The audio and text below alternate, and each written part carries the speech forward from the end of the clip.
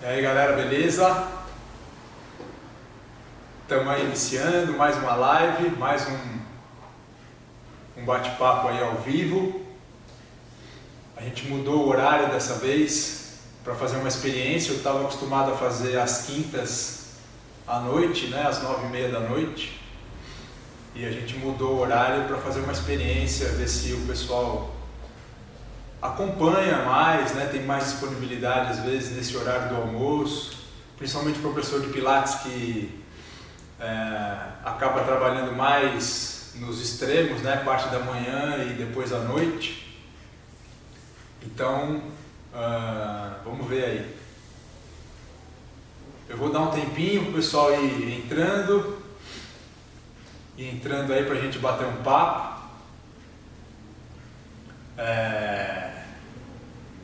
Hoje nós vamos falar, a primeira que a gente fez há mais ou menos umas 3 semanas atrás, a gente falou um pouquinho sobre a questão dos pés, né? A gente fez um recorte desse segmento do corpo e falou um pouquinho e relacionou com o Pilates, falou sobre os aparelhos que o Joseph criou para trabalhar os pés, etc. E hoje a gente vai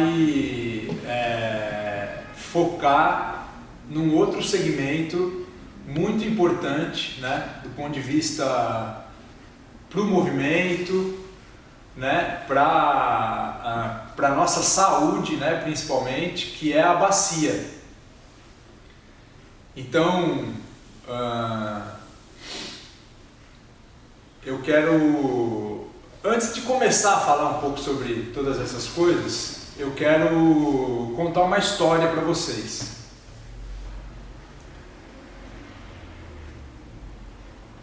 Dá uma olhada aí, Fê, vê como é que tá aí o pessoal tá entrando, espera mais. Tá, então vamos aguardar mais um pouquinho antes de contar essa história. Eu acho que quem tiver pergunta, já escreve alguma coisa que a gente já vai olhando e marcando.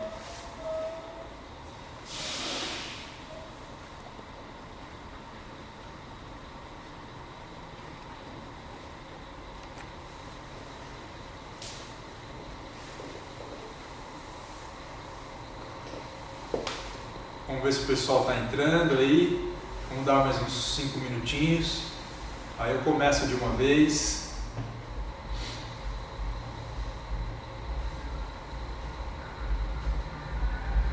Quem quiser ir dando um oi aí, sinalizando, falando alguma coisa.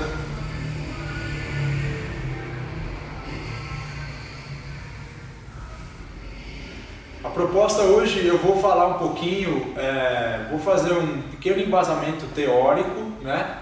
Depois eu vou tentar fazer uma prática. A gente pretende ficar ao vivo aí talvez uns 50 minutos, no máximo 1 hora, né? Vamos ver como vai ser o andamento. Eu lembro que na live passada a gente, quando chegou em 1 hora, o próprio Instagram corta, né? Então a gente pretende já fazer toda a parte da finalização antes disso acontecer, para não ter que voltar, tá bom?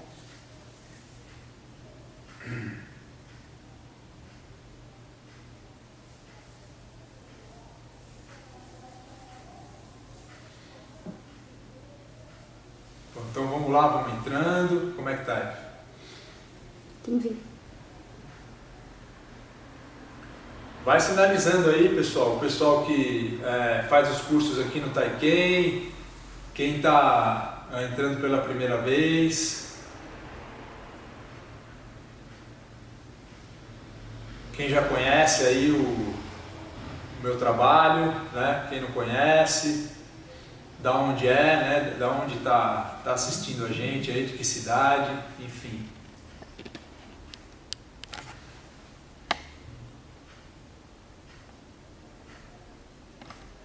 Bom, então vamos lá, eu vou começar, tá bom? Eu quero começar contando uma história para vocês primeiro, e essa história, ela está vinculada um pouquinho com os motivos de eu começar a fazer esse trabalho, né, de criar um grupo de estudo chamado Ciência e Arte do Movimento no Pilates, onde eu criei esse grupo de estudo principalmente em função de uma necessidade do meu estúdio. Então, quando eu comecei a dar aulas de Pilates, eu comecei a estudar, né, comecei a me interessar em estudar muito o Pilates clássico, comecei a estudar também outras teorias e outros métodos de movimento, né? Sempre gostei muito de estudar essa parte da questão do movimento humano.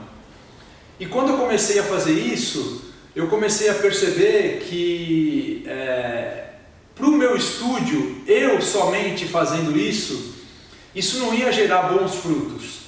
Eu precisava, na verdade, compartilhar esse conhecimento com a minha equipe. De maneira que eu sentia que a minha equipe também tinha, assim como eu tinha, muita dificuldade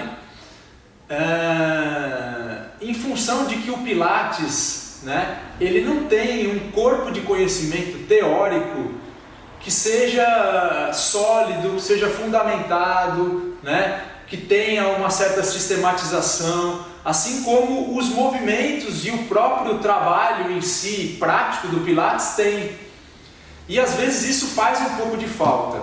Tem muito professor de Pilates que acha que isso não faz falta nenhuma. E eu respeito, gente, ok? Eu gosto de contar que eu venho de uma formação em Pilates, né? Em que a minha professora, ela foi uma bailarina, ela foi uma dançarina. E ela entende o movimento do ponto de vista dos bailarinos. Então, ela não fica racionalizando muito, ela não busca muito essa questão de um corpo teórico para pensar o Pilates. Ela entende o Pilates do ponto de vista da própria movimentação e da própria prática. E eu respeito isso e entendo. Tanto é que eu fui lá e fiz um curso com ela de formação de mais de 700 horas lá em Seattle. Tá certo? Mas eu tenho as minhas características e eu gosto tanto de experienciar o movimento, mas eu gosto de fazer os links com a questão lógica do raciocínio, do pensamento, né, mais voltado para outras áreas do conhecimento, então para a biomecânica, né, para a fisiologia, enfim. E o fato é que eu senti que a minha equipe também, ela ia se beneficiar um pouco dessas questões. Então o que eu fiz? Eu comecei a organizar com a minha equipe, né, às sextas-feiras, um pequeno bate-papo, onde eu comecei a sistematizar conteúdos, né, de diversas áreas. Então, relacionado à questão dos próprios fundamentos e conceitos do Pilates, né? Depois conteúdos voltados para a parte motora, né, do ser humano, então biomecânica, fisiologia, depois conteúdos voltados para a parte mais relacionados à didática de ensino, enfim. E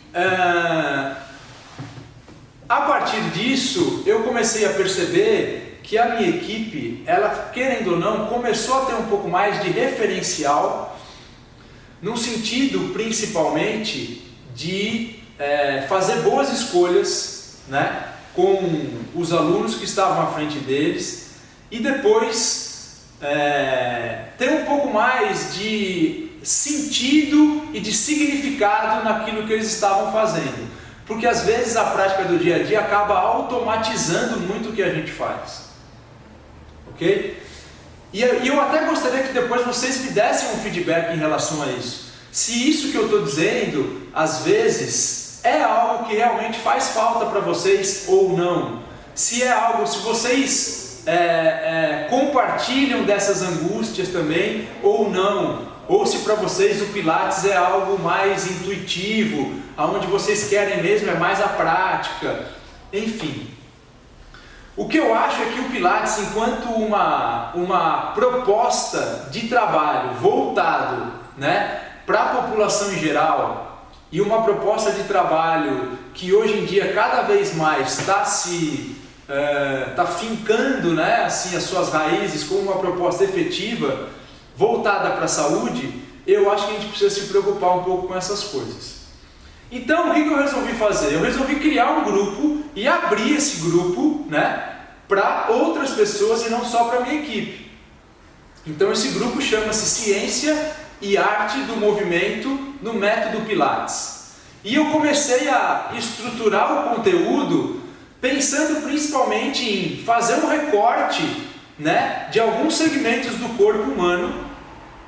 Comecei pelos pés e a partir desse recorte estudar um pouco mais esse segmento, né, visando biomecânica, né, visando aspectos que são relevantes para a questão do movimento no Pilates. E a partir daí a gente pegar depois esse recorte e colocar de novo e integrar do ponto de vista da globalidade, porque o Pilates ele não tem essa característica de segmentar o corpo. Muito bem, então só para vocês contextualizarem, né? Então é isso que eu estou fazendo. Essas lives, elas mostram um pouquinho, elas dão uma pequena degustação desse grupo de estudo, ok? Que está sendo feito às sextas-feiras, né, todo mês, em uma data específica, e o desse de maio vai ser agora no dia 31, e nós vamos falar sobre a questão da bacia, ok? Muito bem, eu comecei pelos pés e agora estou indo para a bacia, e são duas regiões muito importantes e muito valorizadas, né? E a bacia ela é uma questão muito importante.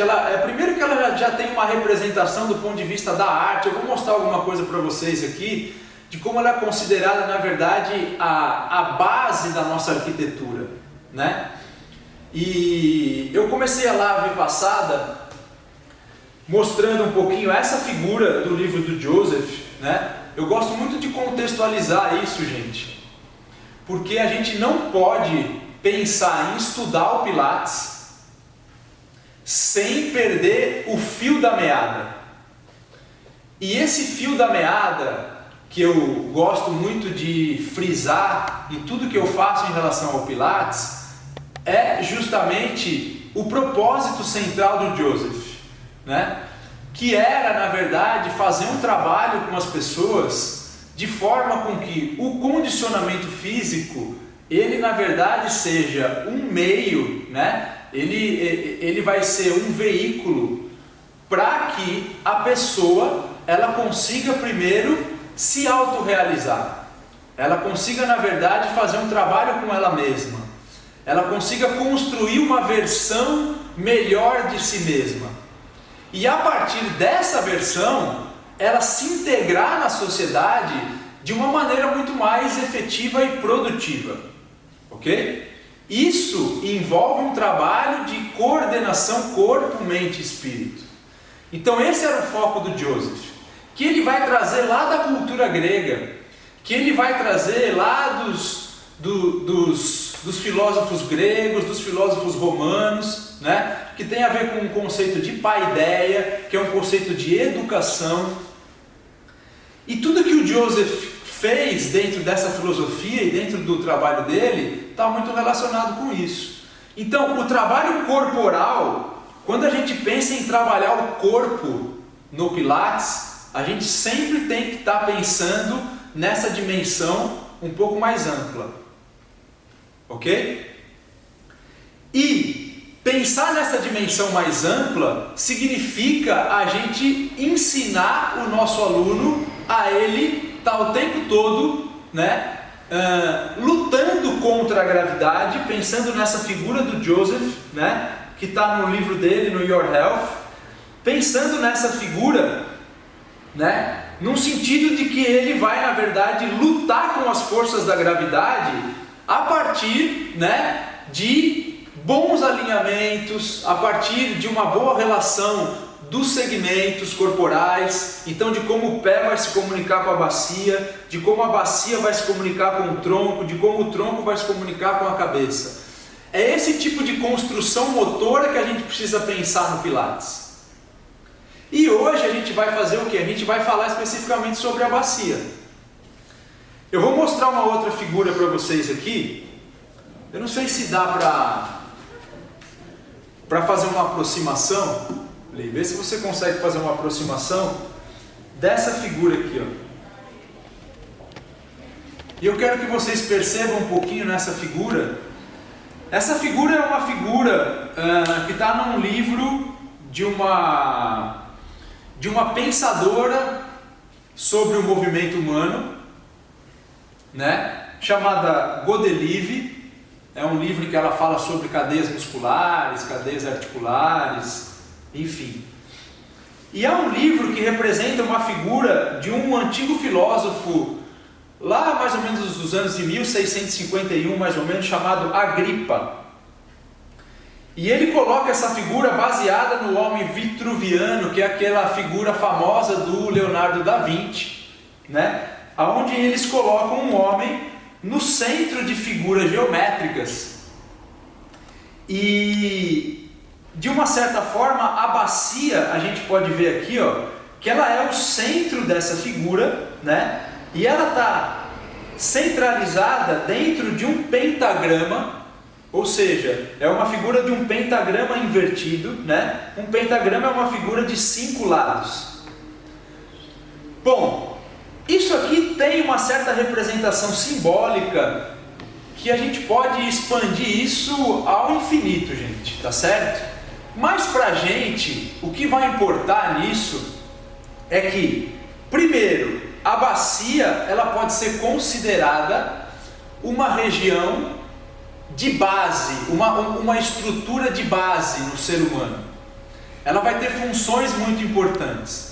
E uma função muito importante da bacia, né? Pensando que a bacia é a junção de 3 ossos, do osso ilíaco e do osso sacro, ela vai ser o suporte principal da nossa coluna, né? Do esqueleto axial. E essa região sacroilíaca, ela vai ser a principal região, na verdade, de descarga e distribuição de peso do nosso corpo, principalmente do esqueleto axial, para as extremidades, ou seja, para os nossos membros inferiores. Tá certo? Então isso por si só já dá uma conotação e uma importância muito grande para essa região. Esse pentagrama, ele vai remeter, na verdade, à ideia do número 5. E esse número 5, para essa autora, ele tem uma representação muito importante, que é o seguinte.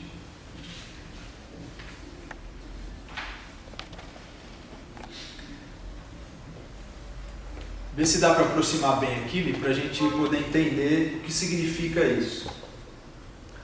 A Godelieve vai dizer que o corpo humano ele é composto de 5 cadeias articulares, assim como de 5 cadeias musculares.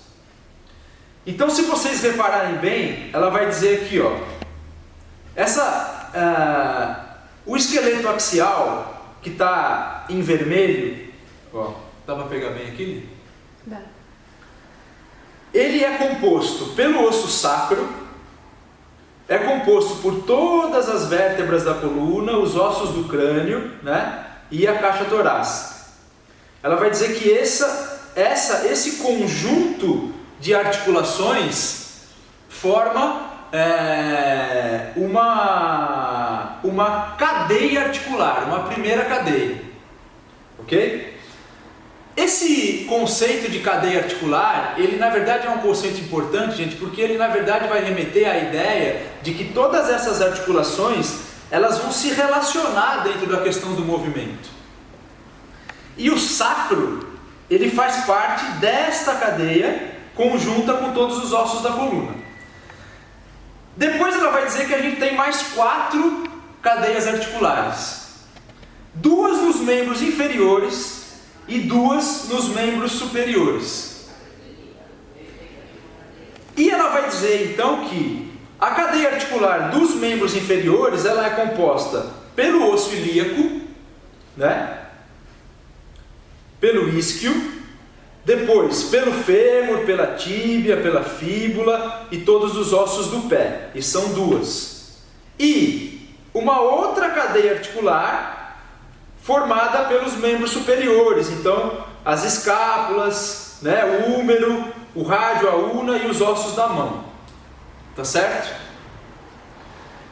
O mais interessante disso e o mais importante para a gente atentar hoje, gente, e depois no nosso grupo de estudo que a gente vai fazer na sexta-feira, no dia 31, a gente vai focar muito nessa questão. Se a gente coloca que o sacro ele faz parte de uma cadeia articular diferente da do osso ilíaco, isso vai ter um impacto muito grande na questão do movimento, tá certo? Porque apesar do osso sacro junto com o osso ilíaco formar uma unidade, né? A partir do momento que a gente tem estruturas que vão ligar o ilíaco com o osso sacro, formando uma articulação sacroilíaca, né? Então principalmente os ligamentos vão fazer muito isso, e depois os músculos, mas eles estão em cadeias articulares diferentes. Isso quer dizer que eles são regidos também por cadeias musculares diferenciadas, e que muitas vezes, dependendo de como a organização, né, e a condição de mobilidade de alguns pivôs do nosso corpo humano, eles vão se encontrar. Cada movimento que está relacionado com essa região, ele pode ou não ocasionar uma dissociação entre o sacro e os ossos da bacia, o osso ilíaco.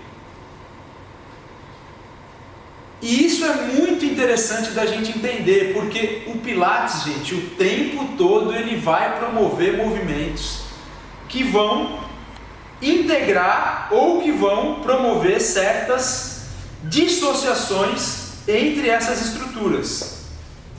Tá certo? Ok? Muito bem. Para a gente entender um pouco melhor isso, eu vou mostrar uma outra figura para vocês.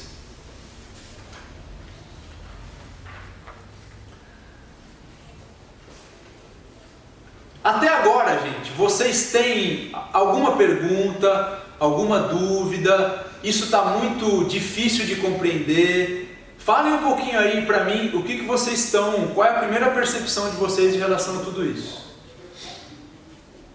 Como é que tá aí? Tem umas 10 pessoas aí assistindo? Tem, quase 30. Legal.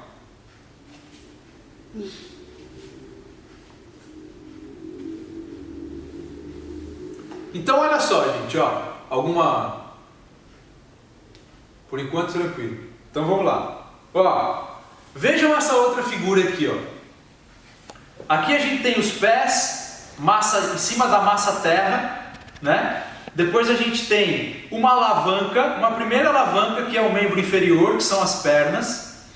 E aqui a gente tem um pivô articular, que é o quadril. A denominação que eu dou de quadril é essa junção entre o fêmur e o osso ilíaco, ok? É a coxa femoral, tá certo? Este pivô, gente, aqui, ele é um pivô muito importante do ponto de vista dos movimentos que vão acontecer, né? Num sentido de articulação dessa primeira alavanca em relação a essa segunda alavanca, que é a nossa coluna, ok? Então todo o movimento que vai fletir o tronco em relação ao membro inferior, ou o membro inferior em relação ao tronco, tem como pivô articular esta articulação. E é muito importante que isso seja preservado. Quanto mais a gente tem essa articulação como uma articulação que tem mobilidade, que tem bastante mobilidade, muito mais a gente vai conseguir fazer com que esta outra articulação que está aqui, ó, que foi a articulação que eu comentei com vocês agora, que é a articulação sacroilíaca, ela seja preservada, ok? Quando a gente começa a perder um pouco mais de mobilidade nessa região, o sacro e o ilíaco, por eles estarem em cadeias articulares diferentes, como eu acabei de falar para vocês, o pivô de movimento que teria que ser aqui, ele vai passar a ser nessa região, na sacroiliaca. E isso vai começar a comprometer muito, não só essa região local, que é a região sacroiliaca, como todo esse complexo aqui lombopélvico, tá certo? E principalmente a nossa coluna. Então, essas observações são observações muito importantes, observações muito interessantes, né? Que a gente precisa atentar quando a gente vai começar a promover os exercícios com os nossos alunos dentro do método Pilates. Porque quais são as principais características de movimentos que a gente vai começar a trabalhar com o nosso aluno dentro do método Pilates? São justamente o que? Os movimentos principalmente de flexões, ou seja, a flexão, né, do membro inferior, né, na direção do tronco, a flexão do tronco em direção à perna, ok? Então existem uma série de considerações que a gente precisa fazer, dependendo de cada pessoa, para que a gente consiga estruturar uma dinâmica de movimentos que possa manter essa congruência entre o ilíaco e o sacro, ok? E ao mesmo tempo manter uma certa dinâmica de mobilidade e estabilidade entre essa região coxofemoral e essa região sacroilíaca e essa região lombopélvica, tá certo? Porque senão, se a gente não observar um pouco às vezes alguns fatores, tudo isso pode às vezes impactar de uma maneira negativa para o meu aluno. Então, o que o grupo de estudo ele vai fazer? Ele vai, na verdade, justamente, eu vou dar uma noção teórica um pouco mais aprofundada sobre todas essas coisas. Vou falar sobre um pouco como as cadeias musculares, elas podem agir negativamente ou positivamente, né? Dependendo de cada situação, de cada tipologia, né?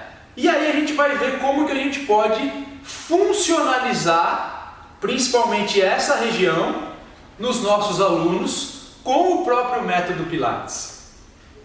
Tá certo? Parece que tem uma pergunta aí, né? Perguntando qual é o nome do livro que você tá lendo. O nome do livro, gente... Pega o livro, Fê. Isso. É esse livro aqui, ó. Aspectos biomecânicos das cadeias musculares e articulares no método GDS. Ok?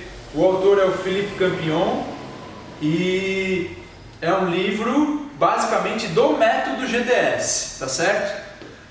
O que acontece, gente? Como o Pilates não tem um referencial teórico claro e organizado para que eu possa fundamentar o meu trabalho dentro do método Pilates, eu preciso buscar em outros métodos esse referencial, ok? Então toda a parte de biomecânica, de estrutura de movimentos, eu vou buscar principalmente nos trabalhos da Godelieve, né?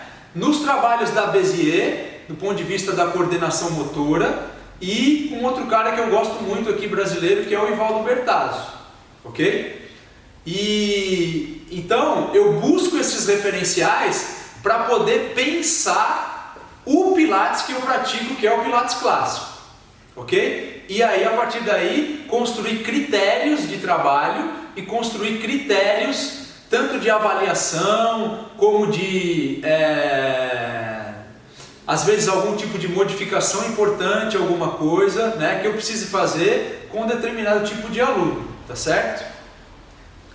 Então, é esse livro aqui, gente, tá? Depois quem quiser pode mandar uma mensagem para mim em inbox que eu mando com mais detalhe.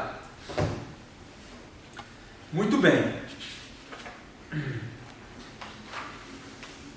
Tem mais alguma pergunta aí? Mais alguma coisa?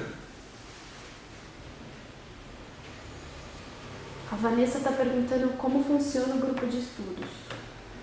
Como funciona o grupo de estudos? Então, ele funciona da seguinte maneira.